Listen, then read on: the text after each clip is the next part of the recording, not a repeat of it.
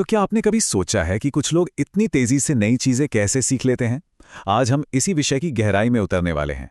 हम कुछ ऐसे सोर्स मटेरियल को डिकोड कर रहे हैं जो असल में हमें एक अल्टीमेट टूल किट देते हैं, फोकस बढ़ाने और अपनी प्रोडक्टिविटी को नेक्स्ट लेवल पर ले जाने के लिए। बिना टाइम वेस्ट किए चलिए शुरू करते हैं। ये देखिए, ये सवाल हम सबके दिमाग में कभी ना कभी जरूर आता है ना? कि आखिर घंटों तक फोन स्क्रॉल करना इतना आसान क्यों लगता है, लेकिन एक किताब का सिर्फ एक पन्ना पढ़ने बैठो तो नींद आने लगती है। ये सिर्फ हमारी इच्छा शक्ति या विल पावर की कमी नहीं है। इसके पीछे ना पूरा का पूरा साइंस काम कर रहा है। हमारी खुद की ब्रेन केमिस्ट्री ही हमारे फोकस को कंट्रोल कर रही है। तो इस पूरी जर्नी में हम क्या क्या कवर करने वाले हैं? पहले हम डोपामाइन लूप से बाहर निकलने का तरीका देखेंगे, फिर किसी भी काम को शुरू करने के पीछे का साइंस क्या है, इसके बाद अपनी जगह और टाइम को कैसे सेट करें, मुश्किल इन्फॉर्मेशन को आसानी से कैसे समझें, और सबसे आखिर में याददाश्त तेज करने के लिए हमारी पुरानी वैदिक परंपराओं में क्या छिपा है वो जानेंगे। चलिए सबसे पहले बात करते हैं पहले भाग की, डोपामाइन लूप से बाहर निकलना। अपने इस मॉडर्न और हमेशा भटकने वाले दिमाग को रीसेट करना बहुत ज़रूरी है, क्योंकि जब तक हम अपने दिमाग के इस केमिकल गेम को नहीं समझेंगे ना, तब तक फोकस वापस लाना बहुत मुश्किल है। अब ज़रा इस डोपामाइन लूप को समझते हैं। आज की टेक्नोलॉजी बिल्कुल एक कसिनो की स्लॉट मशीन की तरह काम करती है।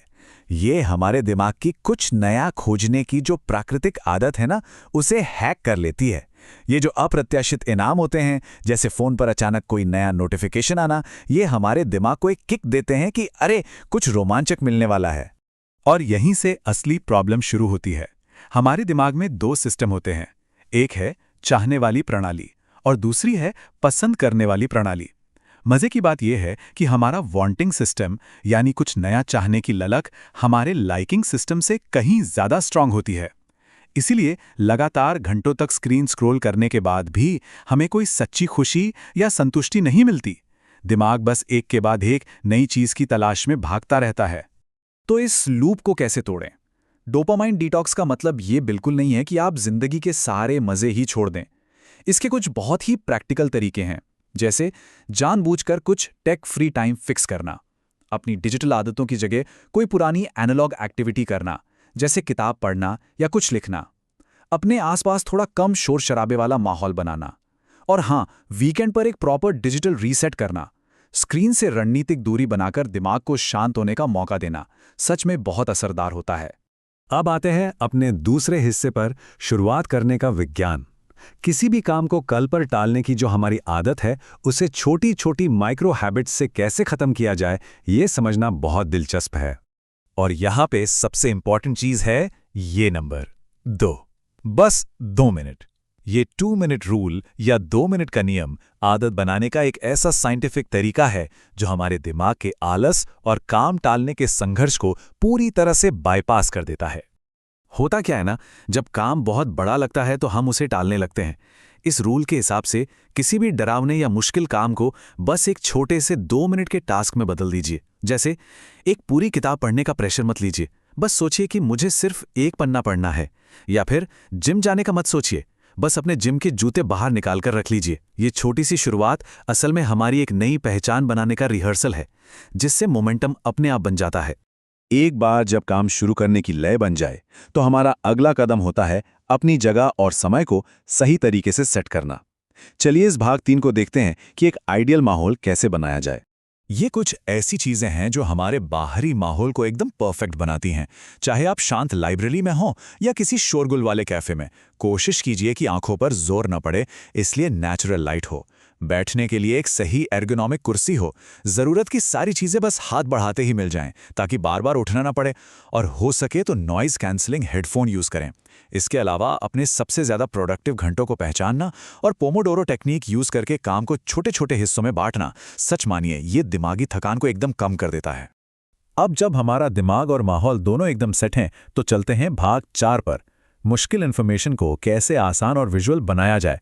यहाँ हम कुछ बहुत ही कमाल की मॉडर्न लर्निंग टेक्निक्स की बात करेंगे। यहाँ माइंड मैपिंग का कॉन्सेप्ट बहुत काम आता है। बेसिकली आप एक मेन आइडिया लेते हैं और उसके आसपास बाकी सारी अवधारणाओं को विजुअली ड्रॉ कर लेते हैं।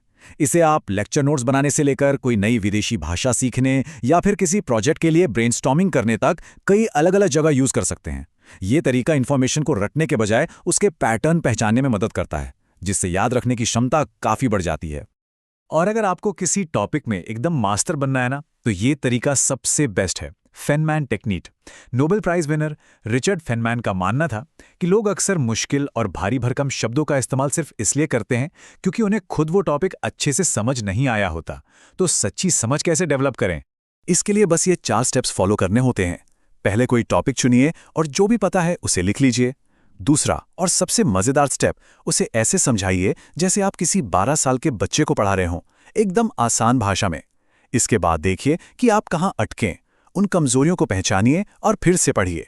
अगर आप किसी चीज को बहुत ही सिंपल शब्दों में नहीं समझा पा रहे हैं, तो इसका सीधा सा मतलब है कि अभी उस पर और काम करने की जरूरत है।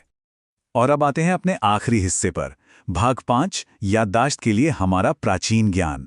ये देखना बहुत ही फैसिनेटिंग है कि मॉडर्न साइंस आज जो बता रहा है वो हमारी प्राचीन भारतीय शिक्षा प्रणाली में पहले से ही मौजूद था। ये वैदिक तरीके असल में बहुत ही डीप और साइंटिफिक हैं। बार बार बोलकर याद करना, सुबह सुबह एकदम शांत माहौल यानी ब्रह्म मुहूर्त में पढ़ना, या गुरुकुल की तरह अपने दोस्तों के साथ मिलकर सीखना। और हाँ, प्राणायाम जैसी ब्रीदिंग एक्सरसाइज। आज के टाइम में एग्जाम से पहले जो रट्टा मारने का स्ट्रेस और घबराहट होती है ना, ये प्राचीन तरीके उससे बिल्कुल अलग हैं। ये दिमाग को शांत रखकर ज्ञान को गहराई से एब्जॉर्ब करने पर फोकस करते हैं। अगर आप ध्यान से देखें तो ताड़ के पत्तों पर लिखने वाले उन प्राचीन लेखकों ने ही मॉडर्न नोट टेकिंग की नींव रखी थी। किसी भी मुश्किल आइडिया को बार बार अपने हाथों से लिखना, ये कोई आज की नई हैक नहीं है। ये साफ दिखाता है कि चीज़ों को अच्छे से याद करने और सीखने के जो कोर मैकेनिक्स हैं, वो समय के साथ नहीं बदलते, वो एकदम टाइमलेस हैं। अल्बर्ट आइंस्टीन का ये कोट तो हम सब ने ही सुना ही होगा, अगर आप किसी चीज़ को आसानी से नहीं समझा सकते तो इसका मतलब है कि आप उसे अच्छे से नहीं समझे हैं। ये एक लाइन आज की हमारी इस पूरी जर्नी को बहुत ही खूबसूरती से समराइज कर देती है। अपना फोकस वापस पाने से लेकर किसी भी सब्जेक्ट में डीप नॉलेज हासिल करने तक का पूरा निचोड़ बस यही है। तो जाते जाते एक सवाल आपके लिए छोड़कर जाते हैं, क्या हमारी आज की ये ओवर स्मार्ट टेक्नोलॉजी हमें उस डीप और स्ट्रेस फ्री लर्निंग से दूर कर रही है जो हमारे पूर्वजों के लिए एकदम नॉर्मल बात थी? जरा सोचिएगा। शायद इस डिजिटल शोर के बीच जरूरी सुविधाओं और उन पुराने शांत तरीकों के बीच बैलेंस बनाना ही तेजी से सीखने का असली सीक्रेट है। आज के इस डीप डाइव में हमारे साथ जुड़ने के लिए बहुत बहुत शुक्रिया।